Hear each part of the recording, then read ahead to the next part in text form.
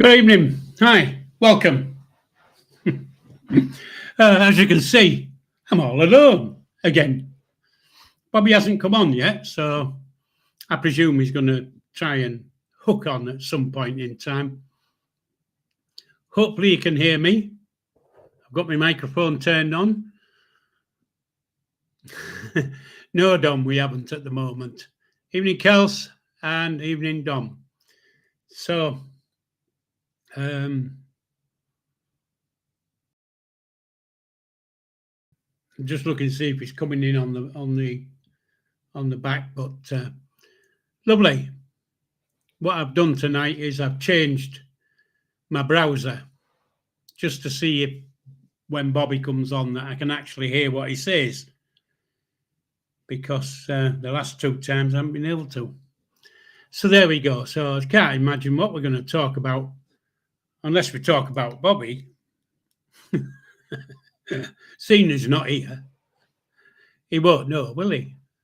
Because he won't bother to watch it back. Can't do a thing with my hair. It's bloody, do you know, it's like string. Straw, it's awful. Noxie, good evening. Nice to see you. To see you, nice. And as you can see, Bobby's not with us yet. Don't know whether he's in the land of living or what, but he's not here, so just going to crack on my own. It's the story of my life, being on my own. Well, there we go. That's just one of those things, I suppose. Hope everybody's well.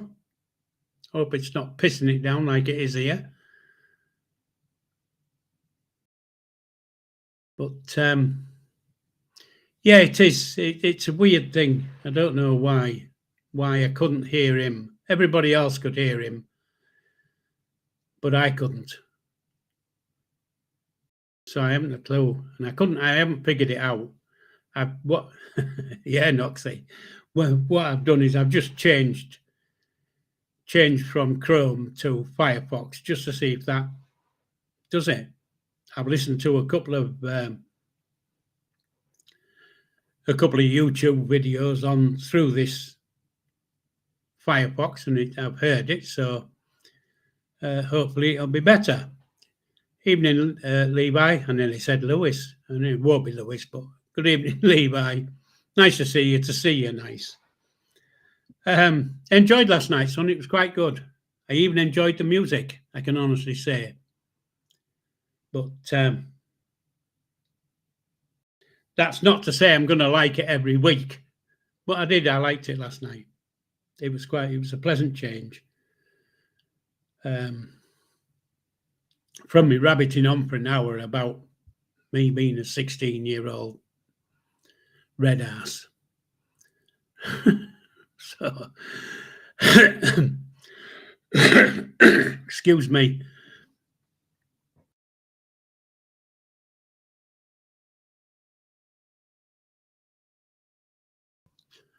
I think I'm pissing choking. So I made myself a big Yorkshire pudding this afternoon. I think I've gone overboard because there's enough for two meals. It's bloody massive. I only managed half of it. So anyway, somebody throw something up so I can pick up on it and see if I can come up with some wise words. Not that you'll ever get wise words from this four-eyed old goat, but you never know. Oh, I thought you were at home, Dom, having your Chinese. I didn't know you were actually sat in the Chinese restaurant. I thought you were at home having it. I thought it was a takeout like. Well, there you go. Just goes to show how you think of things. So, anyway, folks, I haven't had a Chinese meal for ages, saying that. And I can honestly say I like Chinese food. Well, Stupid, isn't it? Because I like every bloody food. How do you stop a flood in a cellar? Yeah, Noxie, with difficulty. What you want is the little Danish lad with his finger in the hole. Oops, I don't think I should have said that. Not while you're bailing out. But you could paint it blue and call it a swimming pool, couldn't you? So hopefully it gets put right. That's the thing.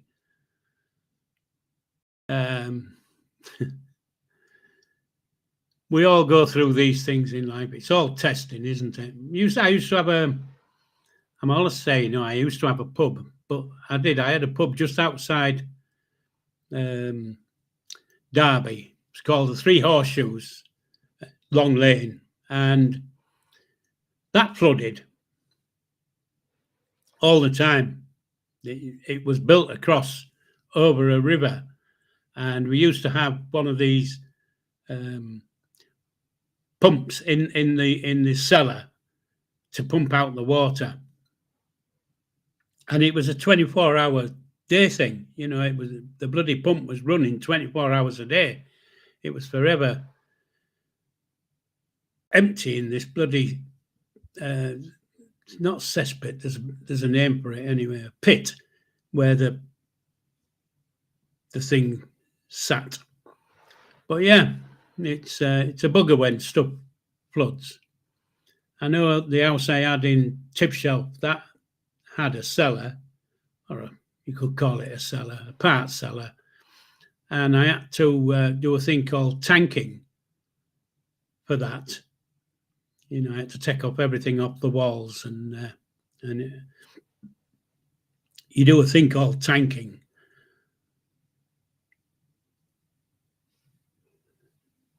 Yeah, I don't know where Bobby is. Somebody might just give him a ring or a WhatsApp him or whatever. I'm not going to bother. I'll just sit here and wait. Like I normally do, sit and wait. Always waiting. Wait. That's all I do in my life is wait. But well, okay, Dom. What's you put it twice now? Yes, Grandad's top priority. What does that mean? Do you mean I am top priority or I have a top priority? I don't really know what you mean there. It's I suppose it depends how you read it. Yeah. What he wants to do, I don't know if you know, he wants to get one of them A4 tins of beans. You know what an A4 tin is, An A4 tin is one of them big tins. And you wouldn't have to keep you wouldn't have to keep emptying it every 2 minutes, would you?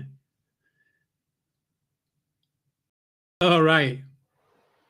Did you? Did you only put it once? Sorry. I must have read it twice. So good, it was worth reading twice.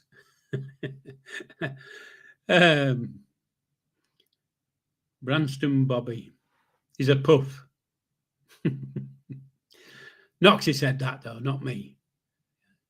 Out the mouths of others, and I'm repeating it. So,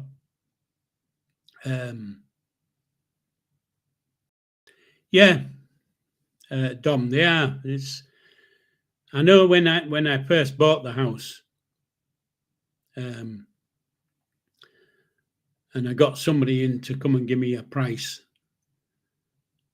to do this cellar thing, and it was a bloody arm and a leg, and I thought, well, yeah, pissing pain that I'm going to do it myself. So I did it myself. I might not have done it exactly right, but it stopped the problem. So, and to tell you the truth, I can't remember what I did, but it was tanking anyway. The only tanking I knew was when I was in the army. It was tanks. But there we go. What's that on my back? I don't know.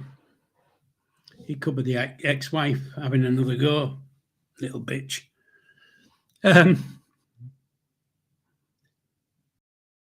Yeah, so that's how to get rid of water seeping into your cellar.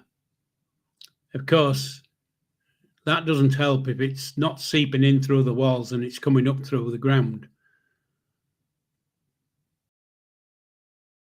I don't know if tanking's got anything to do with plastering, to tell you the truth. I think it's a different. I could be wrong. Noxie will know. Like I say, it's been a long time. It's 30 years ago, something like that, when I did it. But I did it, and it did the job. So there you go. Not technically minded, of course, but I can do most things. You know, there's not a lot I can't do, because, again, being ex-army, you were taught to watch others and, you know, watch how others do things and then do it yourself, which, you know, I tend to do, basically. You know, so if I get somebody in to do something, I watch how they've done it, and then it helps me.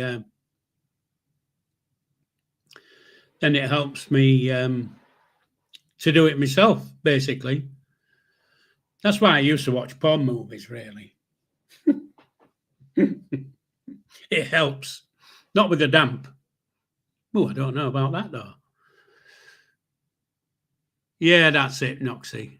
I could, you know, now you're saying it, I remember it.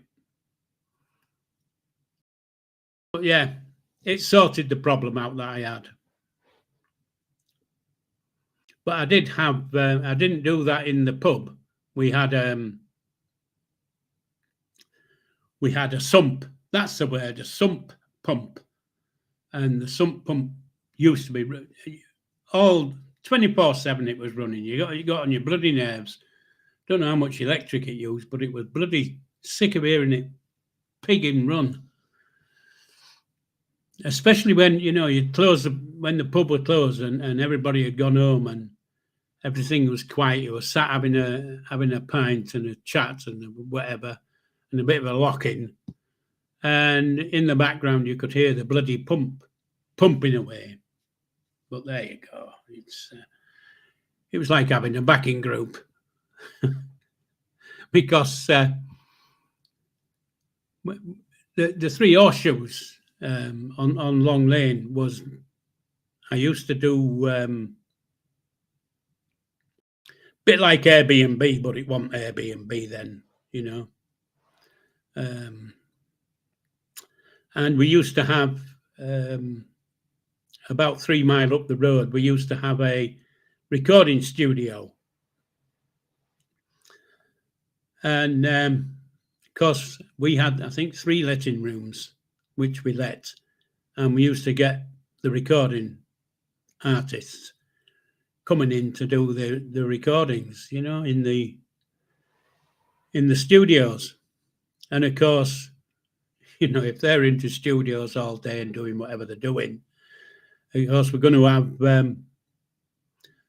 a lock-in. And of course, when you have a lock-in and they're all musically minded, it was a lock-in with music, you know.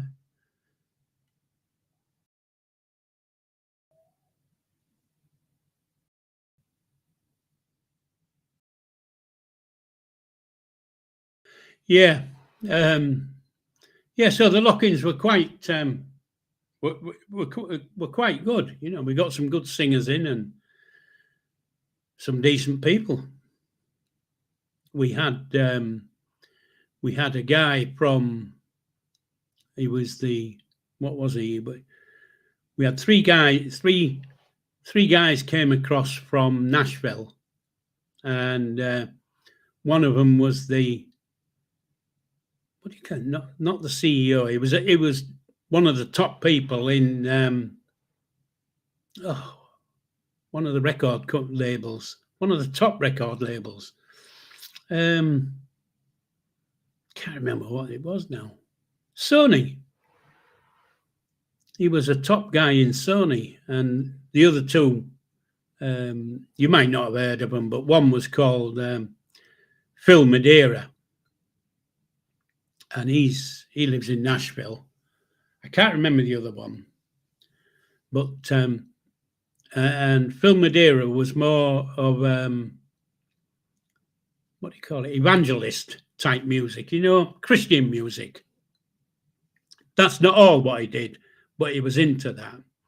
I even got mentioned on one of his records that he did back in 2011, I think, 2012, not quite sure, but and I went over to Nashville to stay with them for 3 weeks, which was quite nice. Quite enjoyed it, seeing all the places to go. There's a name just coming into my head that Phil Madeira is in with this Emmylou Harris. That's the name, Emmylou Harris, and she, her backing people. He used to be one of her backing people. I'm trying to think of what they were called. His backing group. He could play he could play pianos, guitars. He could play all sorts. He was impressive. For some reason, I've got Ian Dury and the bloody Blockheads in there, and I don't know why. Gilly, good evening. But Phil Madeira, what's his bloody name? What's his group? He has a group. I presume people have heard of Emmylou Harris. If you haven't, you should have done, because she's quite well known.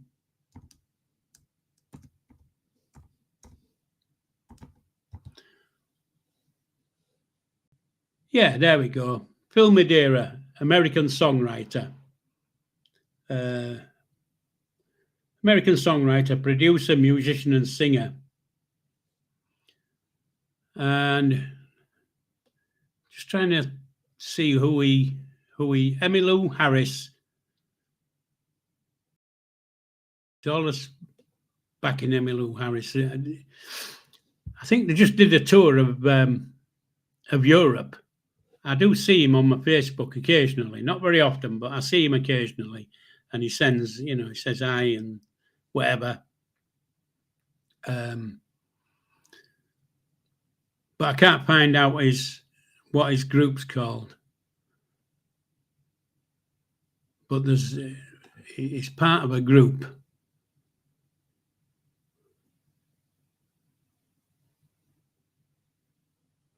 Anyway, that's my claim to fame. But Nashville was quite good.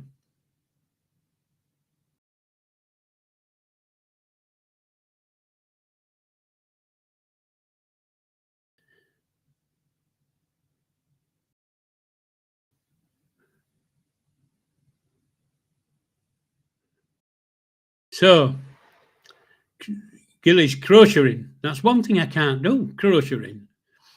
And I might be being a bit thick here, because I might be thinking of a different thing. I used to do a thing when I was young that you did with a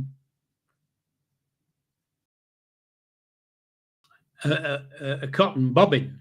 You used to put nails in the top and tie cotton and not cotton, wool and things in different patterns and different colours, and it used to come out into a long strand, and then you used to sew them together to make tank tops and things like that, So you're saying about the bomb. What bomb have we missed, or is that a euphemism, Gilly? Because there is a lot of euphemisms out there, isn't there?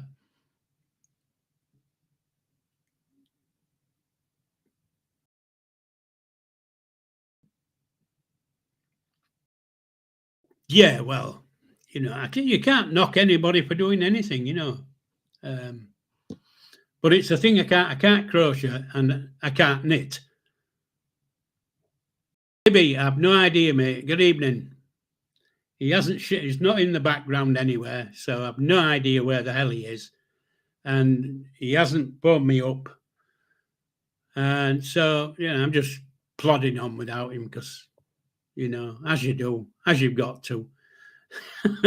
That was quick, Noxie. Get in. Fill your boots.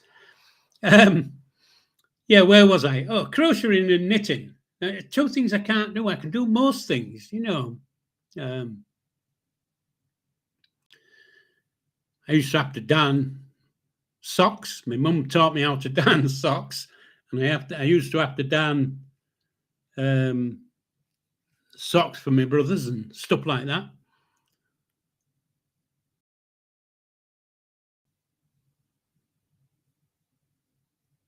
Blankets. Lovely. Lay the blanket on the ground. God, I've heard that line before. But teddies. Lovely. Where was I? Oh, I think I was across in Nashville. I think that's where my mind would take me, over the pond to Nashville. Quite an impressive place is Nashville, I don't know if anybody's been, but there's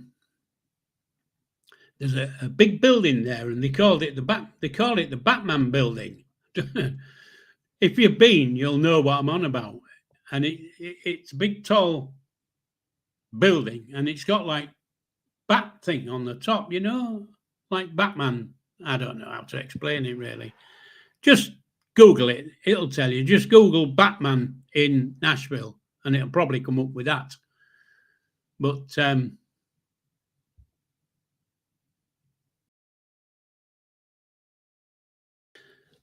yeah, so I'm just going to Google what I've just said just to see what comes up.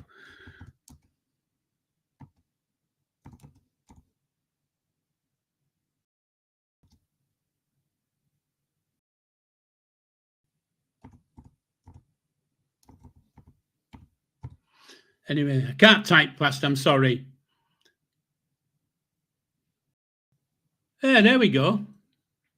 Yeah, so I've just typed Nashville Bat Building, and it's on Commerce Street. It used to be an AT&T place, and it looks like it's got the bat things on the top. It's the only thing that sticks in me memory about the place. But there was some cracking pubs, if you can call them pubs. The Yanks idea of a pub.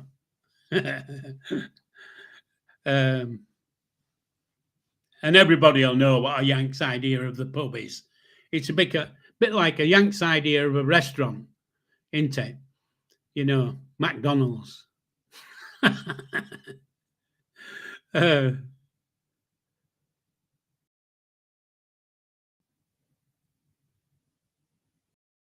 I missed something in the chat? I'm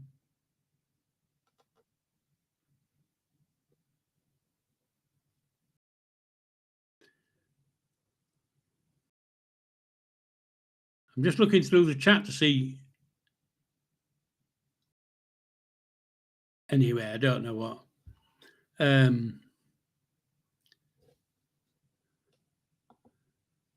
That's what I've just read, and I was trying to figure out what it means.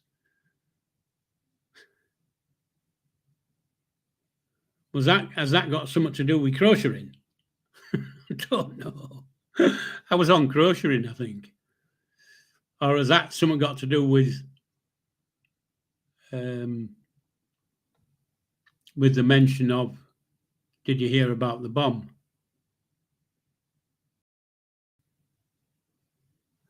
Anyway, so let me see if I can get back to talking about the Batman building. Well, I can't talk about it because I never went in it. I just saw it. It was quite impressive. What I haven't been able to do is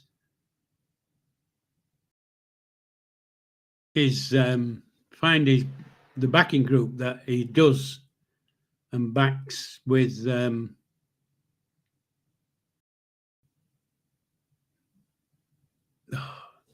Emmylou Harris.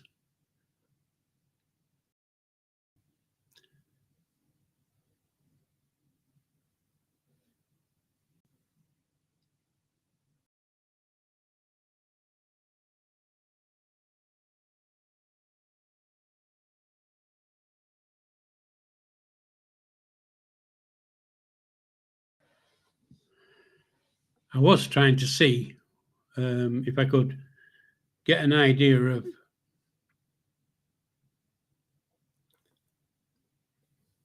the song. There we go. 1999. Solo albums, 1999. Three Horseshoes. Which the pub he stayed at was mine.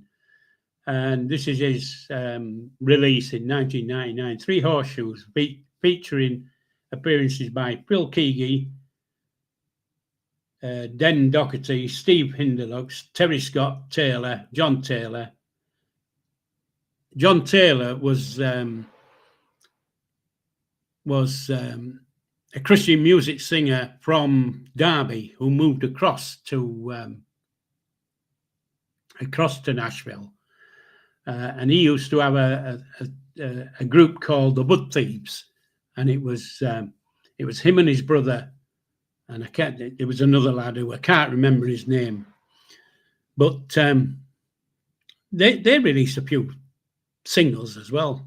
And when I say Christian music, it's not all God music, if you see what I mean. Just because they're Christian music people doesn't mean that they all sing about the virtues of fidelity and whatever. Who else was there? See if anybody else, any other names ring out. Let's see what it says about. That's it. Phil Bagley and John Hartley. They were the Wood Thieves. And they did. Trying to look to see which record. They did a record in 1999, which was about Valentine's Day. So, all right, you're talking about bombs in the northeast. Okay, it's normal. Bit like me talking about Knackhall, really, down here in the mid, wherever I am, middle of fucking nowhere. Oh, you'd think I was the middle of nowhere. So, anyway, let me get back to. I was trying to see who the Sony man was, who was the producer of all the stuff.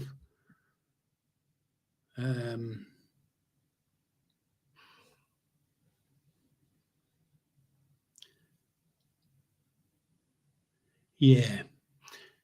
Anyway,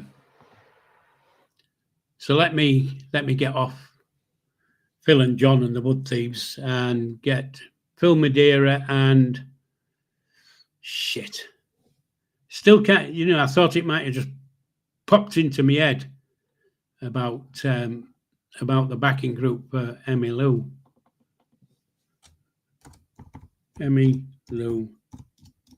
Harris.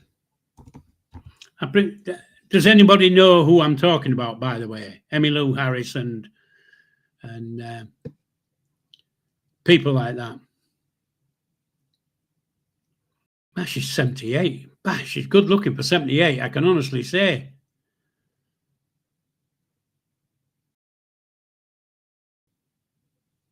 Wow.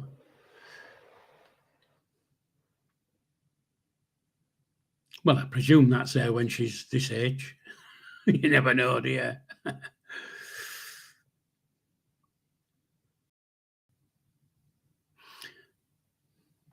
Oh, right. It looks like she's going to be in Glasgow in January 2026. I presume that's what it means. And if she's going to be in Glasgow, my guess will be that Phil and his people will be with her, because he normally tours with her. Saying that, I haven't seen it on his Facebook or out like that, but that's probably just keeping it under wraps, I suppose. But yeah, she's in January the 16th, 2026. I was trying to see where it is. There you go. It's amazing what you can find on YouTube, isn't it? So anyway, let's see if we can get on to something else now, besides Emmylou Harris and whatever. Did anybody message Bean Can Bob or not?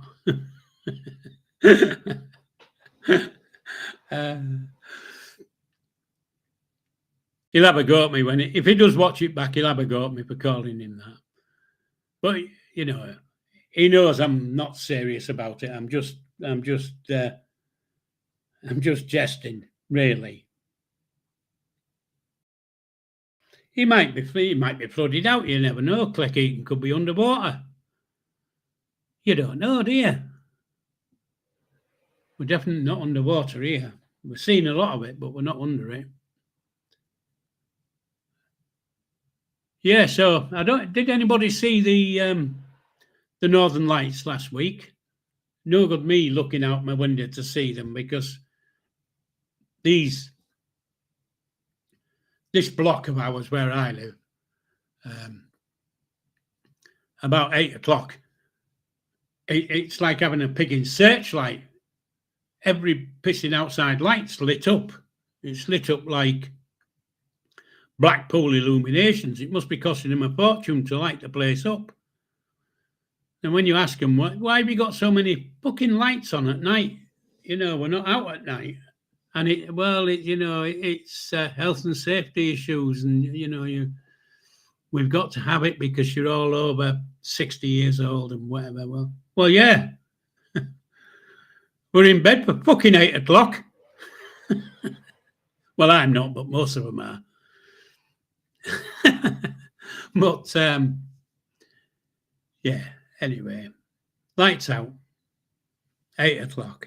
Brings back memories. Good heavens above. I shouldn't be laughing at stuff I'm saying, should I? Really, it's like that dickhead who's what's his bloody name?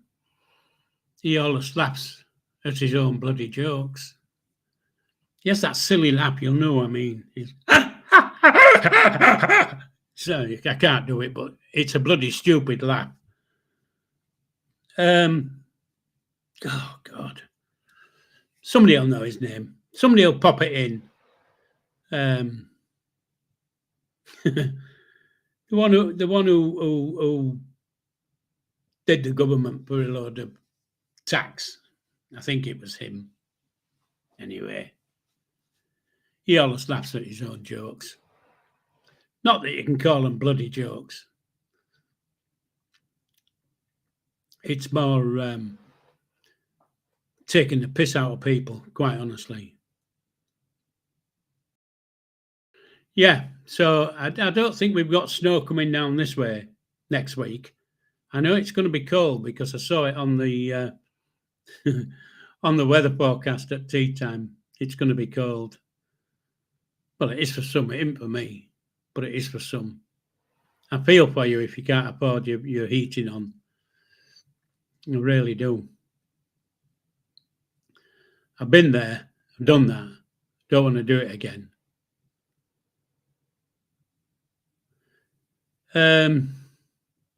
Yeah, so where are we going now?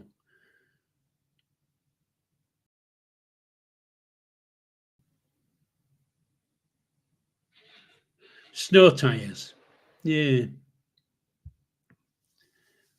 We don't, I don't know, but when we get the snow, it doesn't seem to be like it used to be in the old days. You used to get snow up over your bloody head. You had to dig yourselves out. You don't seem to see it nowadays, unless, of course, you're up on the moors somewhere or, up in the mountains.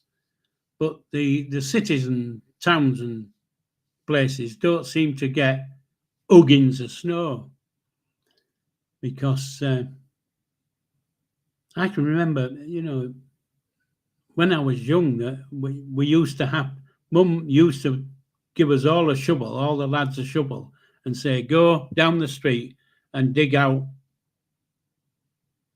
Mrs. So-and-so. You go to Mrs. So-and-so, dig her drive out. You go there, you go there. 3 of us out digging bloody snow out so that the older people could get out. And we've done that a few times in winters. But you don't seem to see it nowadays. We might get the cold and we might get lots of bloody snow, but we don't seem to get snow that's like 6 foot high. Don't know why, but there you go. But it's all global warming shit, isn't it? I think. Got something like that.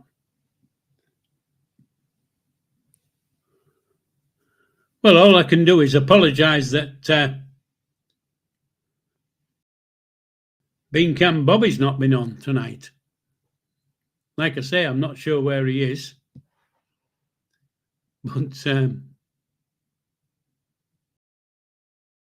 he has been missed because normally when he's sat there, he can throw, he can throw things that get me brain cells ticking a bit and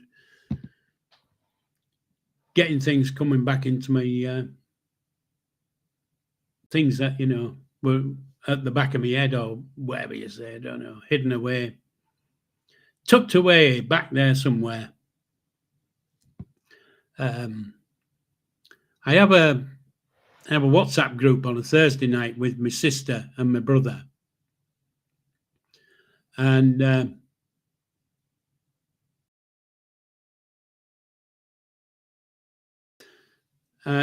last week, my brother was, for some reason, started to reminisce about our time at the when we used to live at the old RAF base outside Bridlington.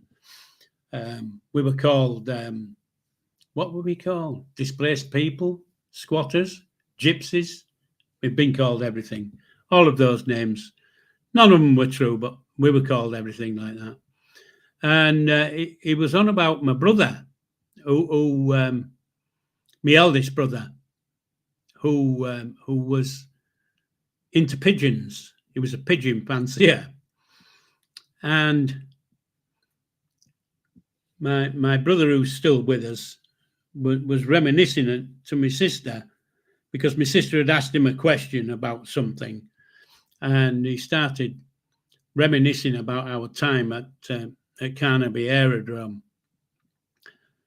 Yeah, it is Driffield. Well, no, it isn't Driffield. It's just outside Brid. It's where Larder Motors ended up and all those type of people.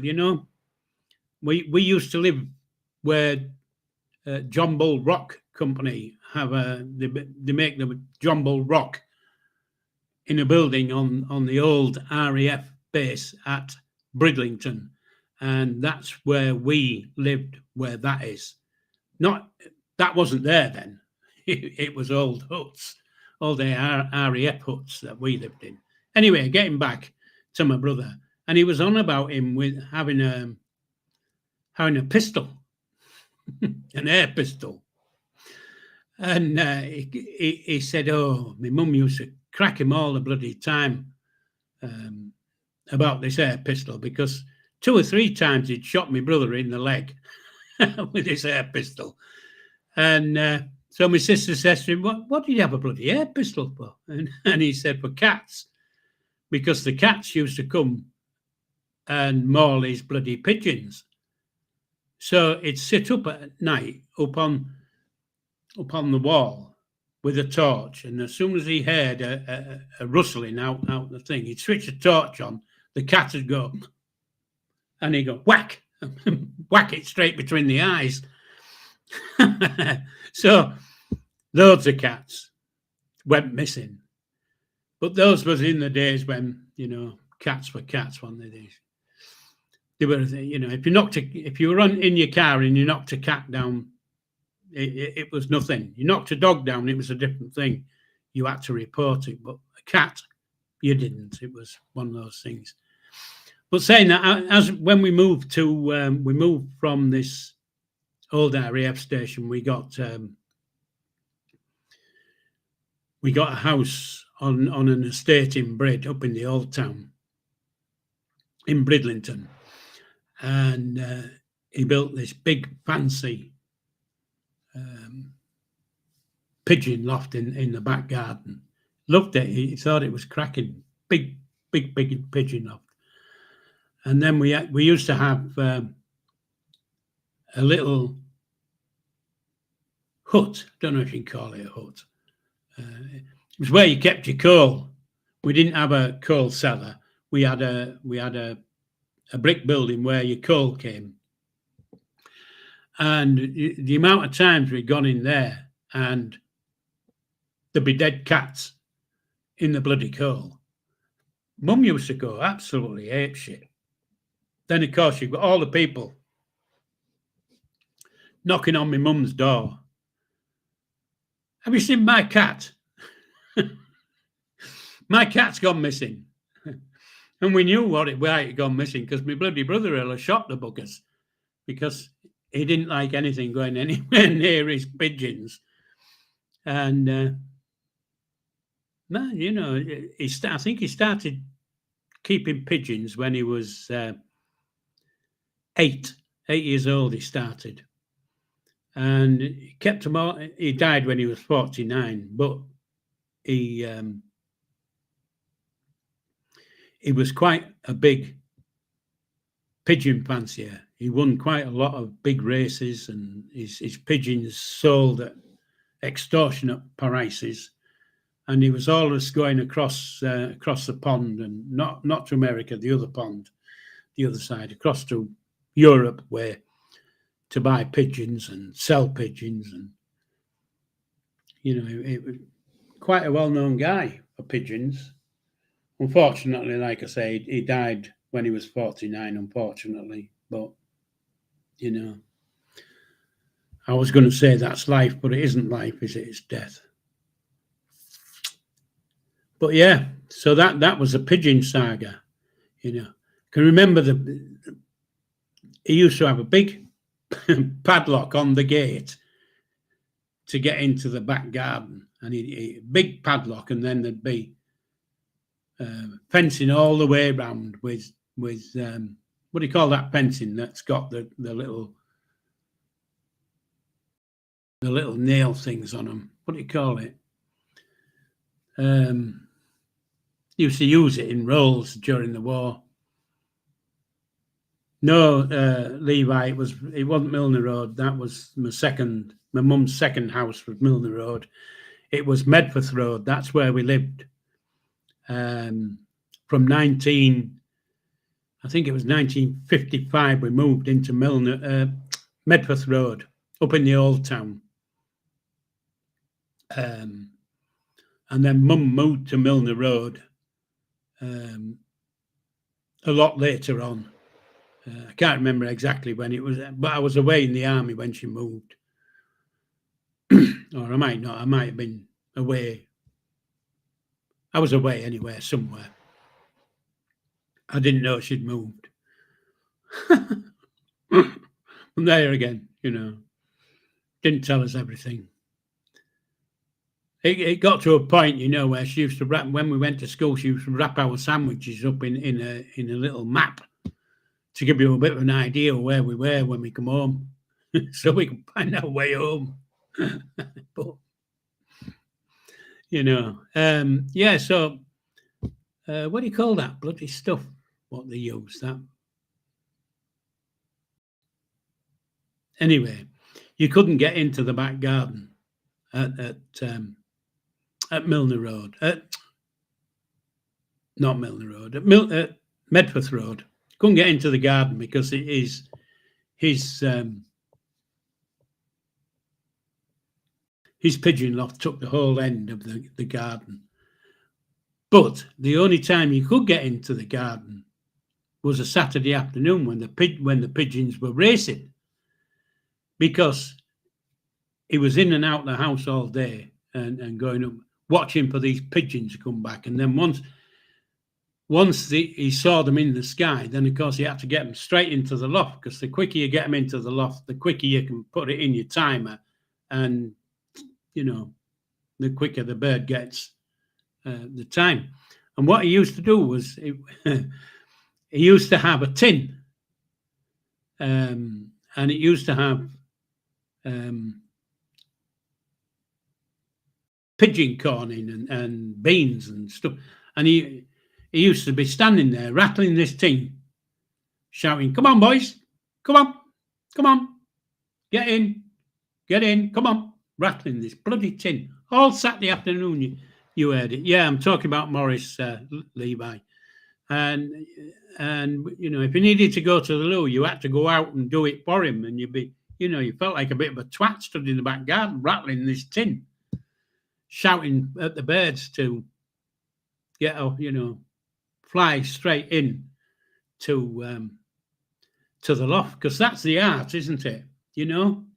That's the art of pigeon racing, is they set off and you need them to fly straight home and straight into the loft, because if they don't get in the loft, you can't get the ring off their leg, put it into the clock, and time it. So of course that was the art, and he got it down to a fine art. He was one of the best. His pigeons used to you could see them flying up. They go round once. There won't be a lot of them, 2 or 3 of them, fly round once and then straight down, straight in. And he knew which one to go for first, so that he could get the little ring off the leg and into the pigeon clock, so that it was timed. But that was every Saturday. And then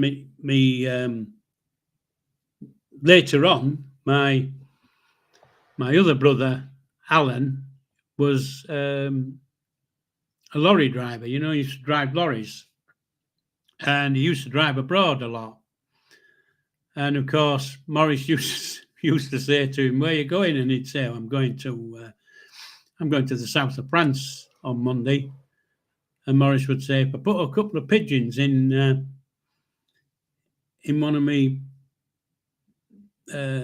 baskets, do you think you could let them out at Calais when you get there?" He said, "But what you need to do is take a time of the exact time they leave, so that I've got an idea when they get home how long it's taken them." And loads of times my brother's taken these bloody pigeons abroad or up to Scotland or all over the place, so they could get in training. Amazing. But he won quite a lot of money and some prestigious cups and stuff like that, and he had 1 or 2 later on in life. He had his son who joined him, so it was Morris and son.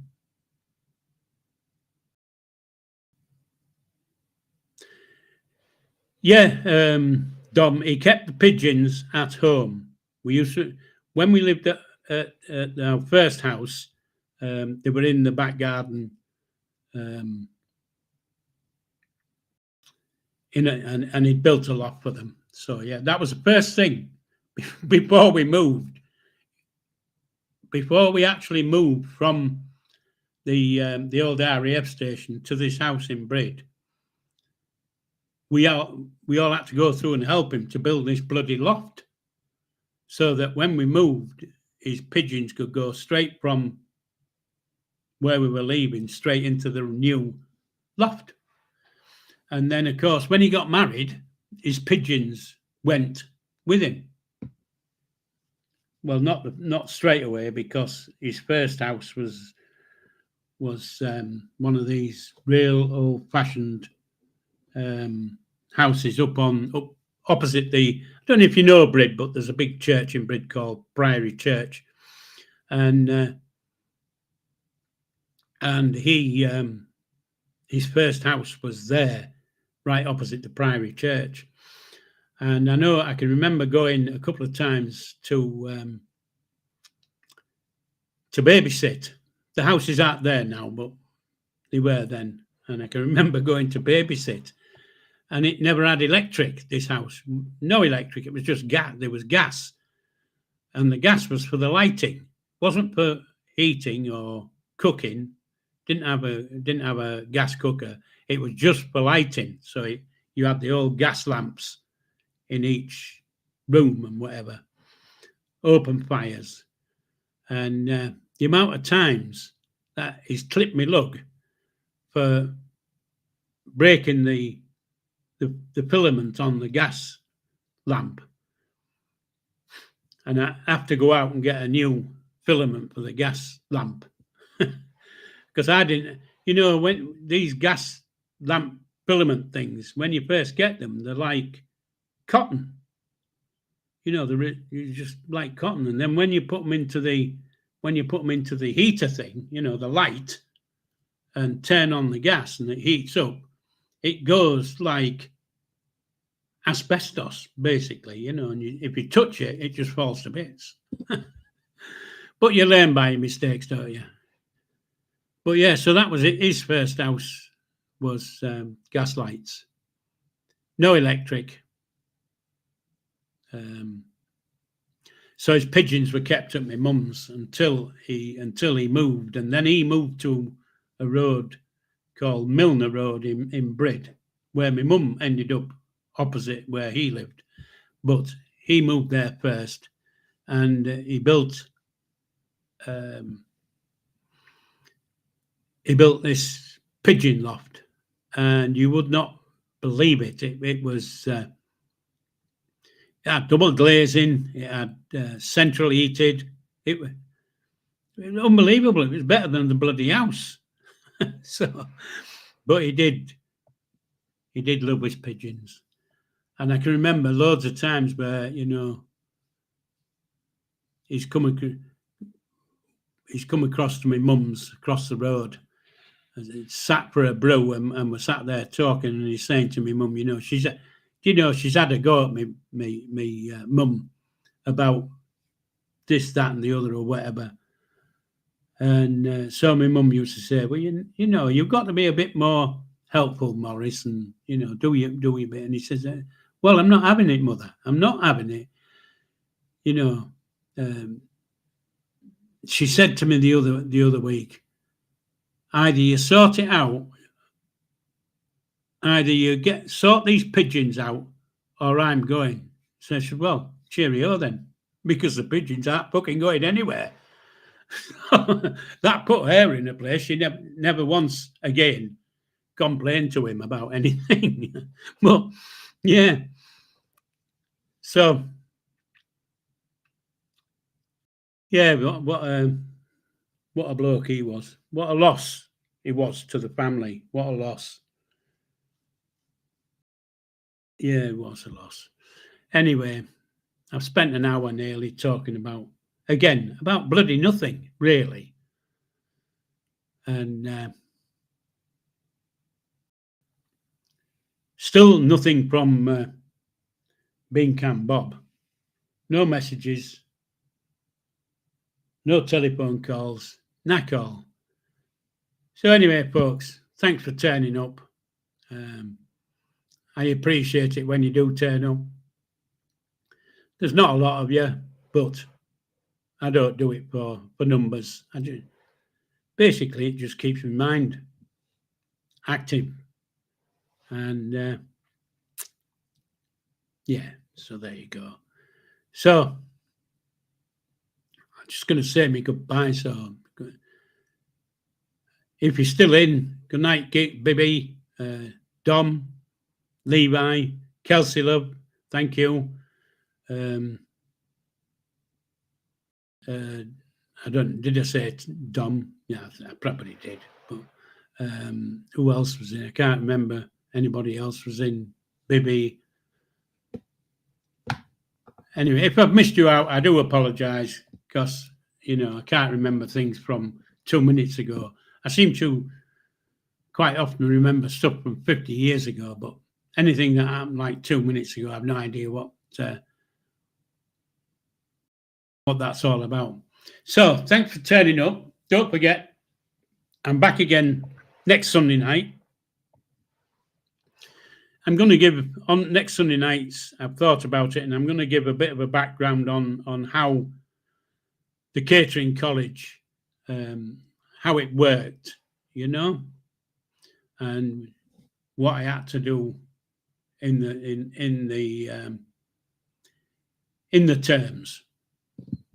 So whether I can make that last for an hour, I don't know. But there you go. So I'm here again next Sunday night, 7 o'clock, same channel. Don't forget, leave a like or a dislike. It's up to you. But it's nice to see. If you want to leave a comment down below after the stream's finished, feel free. If you want any questions answering, just put them in below. Nobody ever asks any questions, but they're there if you want to ask down below. And yeah, Dom. So live long and prosper, and TTFN, and hopefully see you on Sunday.